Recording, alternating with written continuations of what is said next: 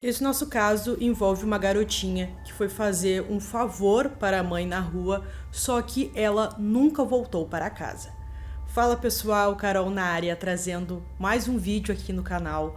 Todas as semanas eu trago esse tipo de conteúdo aqui para vocês, então já vai deixando um like nesse vídeo, que isso ajuda muito aqui o canal crescer cada vez mais. Deixa um comentário também dando a sua opinião sobre esse caso aqui. Ativa o sininho de notificações, que isso é muito importante. Também compartilha esse vídeo. Bora pro vídeo.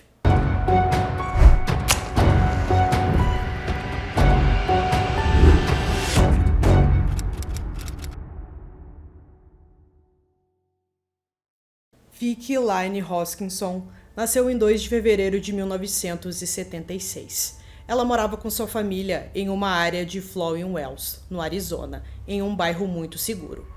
Em 1974, ela estava com 8 anos e tinha começado a 3ª série. Ela gostava de brincar com suas Barbies, andar em sua bicicleta e jogar softball.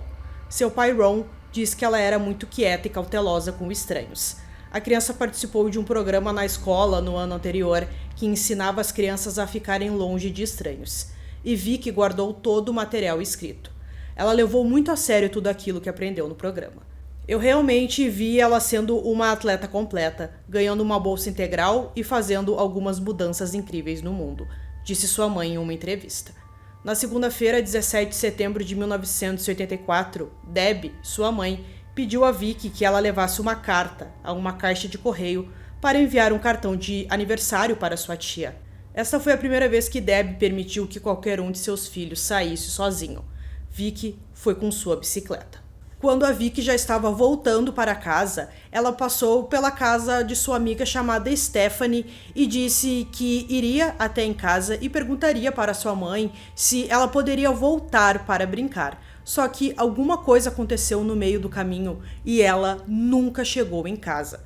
Passaram-se aproximadamente 20 minutos e a mãe achou que ela estava demorando demais. Então ela pediu para sua filha, que também se chamava Stephanie, que estava com 11 anos, que ela fosse dar ali uma verificada na rua para ver se encontrava sua irmã, se ela teve algum problema ou apenas estava conversando com alguma amiga. Então, a Stephanie desceu as escadas, foi na rua e ela encontrou algo muito preocupante. Ela encontrou a bicicleta rosa de sua irmã jogada na calçada e com certeza tinha alguma coisa muito errada, porque ela era muito apegada àquela bicicleta e não fazia sentido ela ter deixado a bicicleta jogada na rua, e também a Vicky não estava em lugar nenhum. Quando sua irmã descobriu isso, ela voltou correndo para casa e contou para a mãe. Deb colocou a bicicleta de Vicky no porta-malas do carro e ligou para o departamento do xerife. O detetive Gary Damers respondeu e algum tempo depois havia uma grande busca por Vicky. Essa busca se tornou, na época, a maior investigação criminal da história da cidade. Várias agências de aplicação da lei, incluindo o FBI e cerca de 100 voluntários, procuraram Vicky de porta em porta.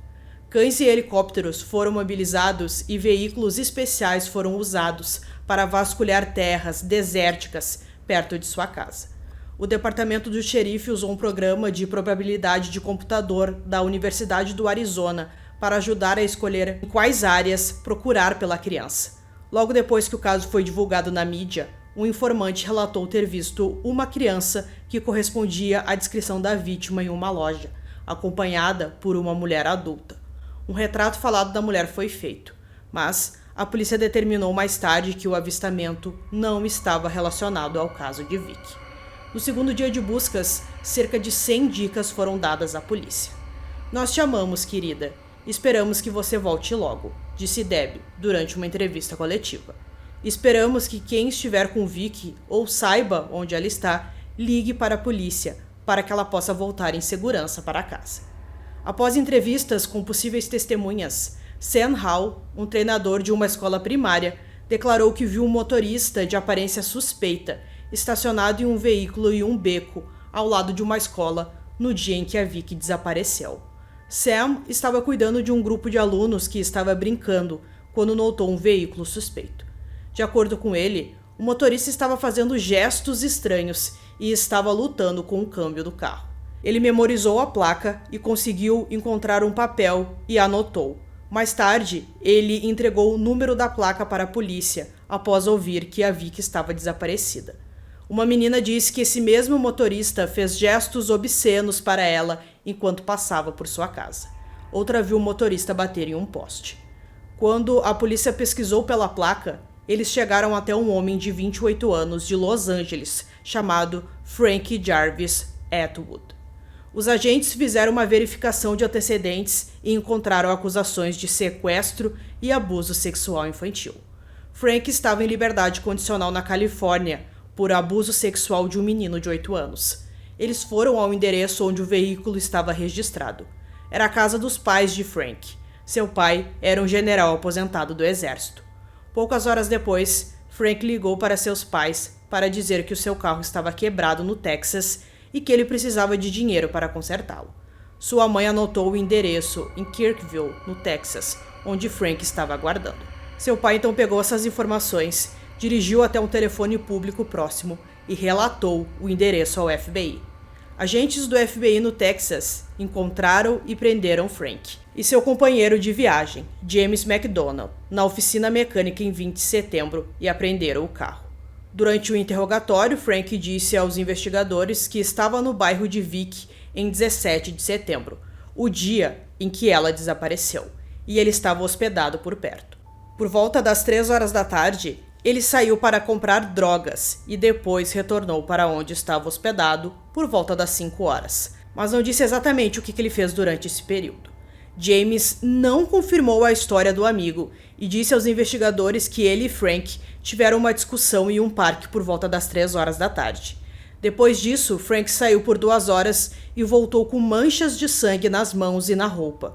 Frank disse a James que brigou com um traficante e o esfaqueou. Os investigadores encontraram 2 homens que alegaram que Frank passou 2 noites em seu trailer. Um deles, conhecido como Mad Dog, alegou que as roupas e as mãos de Frank estavam manchadas de sangue e que eles sugeriram que Frank se livrasse de suas roupas sujas. Embora nenhuma evidência física no carro pudesse ser associada a Vicky, especialistas em reconstrução de acidentes compararam a tinta rosa no para-choque dianteiro do veículo de Frank com a cor da tinta da bicicleta de Vicky e encontraram tinta do carro em um dos pedais da bicicleta. Traços de revestimento de níquel do para-choque também foram encontrados na bicicleta.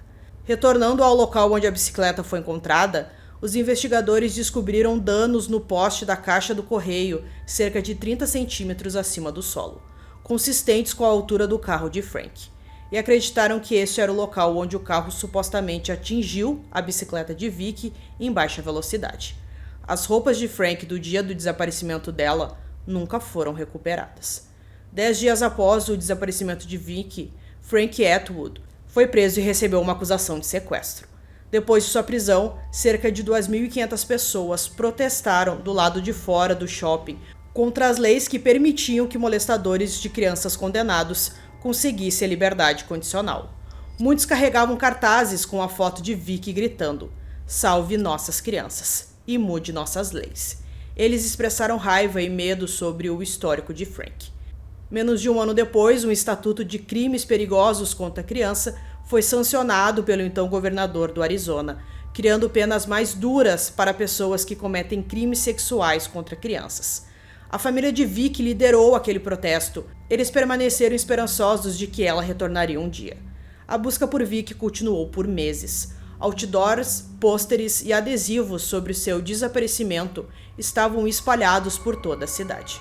Mas tudo chegou ao fim em 12 de abril de 1985, quando um homem caminhando em terras desérticas, perto de algumas estradas, encontrou um pequeno crânio humano. Em poucos dias, mais ossos foram descobertos e eles foram determinados como sendo de Vicky. Devido ao estado dos restos mortais, a causa da morte não pôde ser determinada, nem se a criança foi abusada.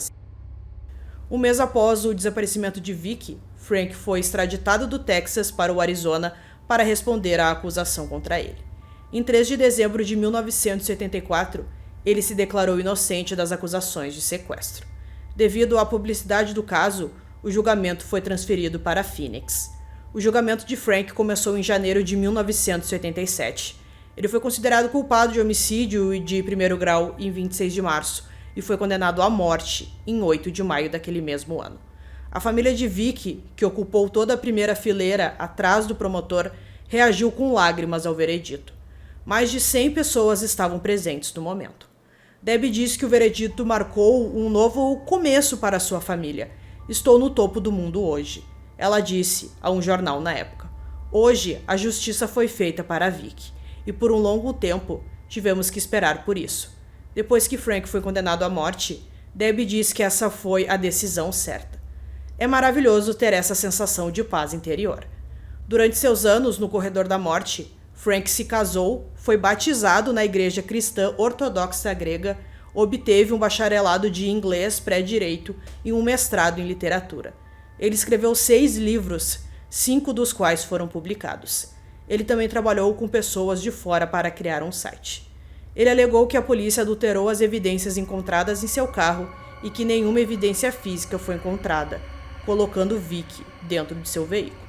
Seus apelos para uma nova revisão judicial de seu caso foram negadas. Em abril de 2021, Frank foi um dos 20 condenados à morte no Arizona que esgotaram todos os seus recursos. Em 6 de abril de 2021, o procurador-geral anunciou que seu gabinete estava tentando registrar um mandado de execução para ele. Como ele foi condenado por seu crime antes de 26 de novembro de 1992, ele tinha permissão para escolher injeção letal ou inalação de gás como seu método para morrer. Ele não escolheu, então optaram pela injeção letal. Em 3 de maio de 2022, a Suprema Corte do Arizona fixou a data de execução de Frank para 8 de junho de 2022. A clemência foi rejeitada em 24 de maio. Frank foi executado por injeção letal na prisão estadual de Florence, no Arizona, em 8 de junho de 2022. Em sua última declaração, ele manteve sua inocência e não se desculpou com a família de Vicky. Suas últimas palavras foram: "Obrigado, precioso pai, por vir hoje e me pastorear na fé. Quero agradecer à minha linda esposa que me amou com tudo que ela tem. Quero agradecer aos meus amigos e à equipe jurídica e, acima de tudo, a Jesus Cristo, por meio deste processo judicial injusto que levou à minha salvação. Oro para que o Senhor tenha misericórdia de todos nós e que o Senhor tenha misericórdia de mim." Ele foi declarado morto às 10h16. "Hoje marca a justiça final para a nossa filha Vicky", disse Debbie durante uma coletiva de imprensa após a execução. "Nossa família esperou 37 anos, 8 meses e 22 dias para que esse dia chegasse. Vicky era uma garotinha vibrante, com uma risada contagiante e um sorriso que derretia seu coração. Vicky, eu quero que você seja livre", disse Debbie. "Descanse em paz, nossa preciosa garotinha, que seu espírito voe alto enquanto continua a viver conosco, em nós e através de nós para sempre." Vicky foi enterrada em 30 de maio de 1985. Seu caixão branco com detalhes dourados significava inocência e pureza. Cerca de 500 pessoas, muitas das quais nunca conheceram Vicky, compareceram ao seu funeral. Alguns carros estavam com adesivo "Não se esqueça de Vicky" e folhetos de pessoas desaparecidas nas janelas traseiras, dando visibilidade a outros casos de pessoas desaparecidas. "Por causa do que aconteceu com a pequena Vicky, não deixo minhas crianças saírem da minha vista", disse Anne Williamson, uma das moradoras da cidade. Entre os presentes estavam vários policiais e voluntários que passaram meses procurando por Vicky. O chefe do condado na época, Clarence Dumpnick, também foi um dos que carregou o caixão. Após o assassinato de sua filha, Debbie se tornou uma ativista dos direitos das vítimas.